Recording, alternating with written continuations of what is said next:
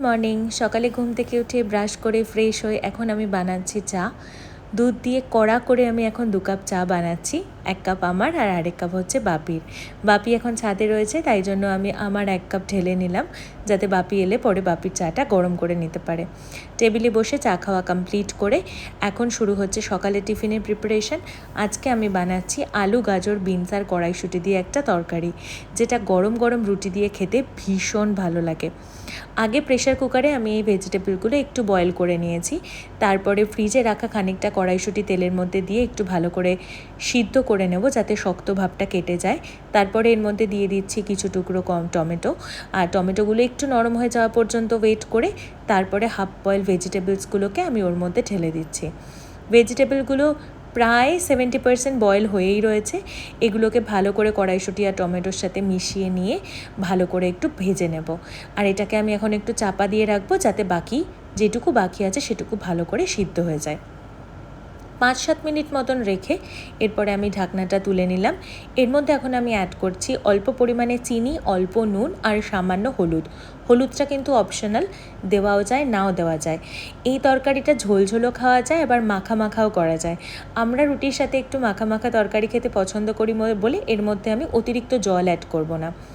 এইটাকে ভালোভাবে নাড়াচাড়া করে লাস্টে নামানোর আগে দিয়ে দিতে হবে দুটো জিনিস। 1 হচ্ছে ধনেপাতা, 2 হচ্ছে একটু ভাজা মশলা।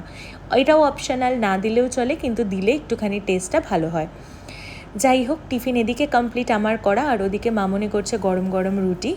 50% রুটি করা হয়ে গেছে, বাকিটা করার সময় আর কি আমি এদিকে ক্যামেরাটা ঘোরানোর সুযোগ পেয়েছি। আর ক্যামেরা দেখে রুটিগুলো একদম 100% প্রপার ওয়েতে একদম ফুলছে। যাই হোক, জোকসা পার্ট। আর একটাই রুটি বাকি রয়েছে, এটা করার পর আমরা চলে যাব এখন টিফিন খাওয়ার জন্য, কারণ টিফিন তাড়াতাড়ি খেয়ে নিই, এবার লেগে পড়তে হবে দুপুরের লাঞ্চের প্রিপারেশনের জন্য। আর আজকের লাঞ্চে আমি করব হচ্ছে চিকেন কষা, সেটাও তোমাদের সাথে শেয়ার করব। যাই হোক, রুটি বানানো কমপ্লিট, টিফিন খাওয়াও কমপ্লিট হয়ে গেল। এরপরে চিকেনটা দেখো আমি আগের থেকেই একটুখানি নুন হলুদ সব কিছু দিয়ে, যা যা দেয় জিরে ধনে সব কিছু দিয়ে ম্যারিনেট করে রেখেছিলাম 0.5 ঘন্টা 40 মিনিট মতন। তারপরে কড়াইয়ের মধ্যে আদা বাটা, আদা রসুন পেঁয়াজ সব কিছু দিয়ে ভালো করে মশলাটাকে কষিয়ে নিয়ে চিকেনগুলোকে অ্যাড করে দিয়েছি। প্রায় 25 থেকে 30 মিনিট মতন আমি চিকেন রান্না করলে ভালো করে কষাই। দেখো চিকেন থেকে জল ছেড়ে যাচ্ছে, তার মানে চিকেনটা প্রায় 60% মতন কিন্তু কুক হয়ে গেছে। আর এর মধ্যে আমি কয়েক টুকরো কাঁচা লঙ্কা চেরা দিয়ে দিয়েছি। এরপর আরও 5-7 মিনিট পর আমি একটু গরম জলের মধ্যে অ্যাড করে দিয়েছি। গরম জল অ্যাড করে এটা ভালো করে ফুটলে এবার আমি নামিয়ে নেব। এরপরে দুপুরের খাওয়া দাওয়া কমপ্লিট করে স্নান করে আমি চলে এসেছি এখানে ফ্রুটস খেতে, কারণ দুপুরে খাওয়ার পরে আমরা সবাই ফ্রুটস খাই। যাই হোক, ফল খাওয়া কমপ্লিট করতে না করতে দেখলাম বাইরের ওয়েদারটা মারাত্মক হয়ে গেছে, এত বৃষ্টি পড়ছে বলার মতন নয়। যাই হোক, আমার বর অফিসে বেরিয়ে গেছে, আজকে ওয়ার্ক ফ্রম অফিস রয়েছে। এত বৃষ্টি পড়ছে যে রাস্তায় একটা লোকও নেই, আর দেখে মনেই হচ্ছে না এটা চৈত্র মাস। চৈত্র মাসে কিন্তু ন্যাচারালি বৃষ্টি হয় না, মানে এটা বৃষ্টি হওয়ার কোনো সময়ই না। মার্চ মাসে যথেষ্ট গরম থাকে, মানে রীতিমতন লোকে মার্চের লাস্টের দিকে একদম ফুল স্পিডে পাখা এসি সব চালায়। এখন ওয়েদারের কোনো ঠিক ঠিকানা নেই। এক দিন এত গরম লাগছে রাতে এসি চালাতে হচ্ছে 1 ঘন্টা মতন, আবার মাঝে মাঝে এত ঠান্ডা লাগছে যে পাখাও হয়তো 1 বা 2তে চালাতে হচ্ছে। জানি না ওয়েদারের কী অবস্থা হচ্ছে। আর শুধু বৃষ্টি নয়, তার সাথে চূড়ান্ত হাওয়া দিচ্ছিল। গাছগুলো যেভাবে উঠছে, মানে পাতাগুলো যেভাবে উঠছে আর গাছগুলো যেভাবে দুলছে, তোমরা দেখে আশা করি বুঝতেই পারছো যে কতটা জোরে এখানে হাওয়া দিচ্ছে। আমি যতটুকুনি পরে শুনলাম যে আমাদের এই সোদপুরে, মানে সোদপুর খর্দা অবধি এতটা বৃষ্টি হয়েছে, তারপরে কিন্তু নৈহাটি কাঁচরাপাড়ার দিকে আজকে একদমই বৃষ্টি হয়নি, হয়তো মেঘের বৃষ্টি।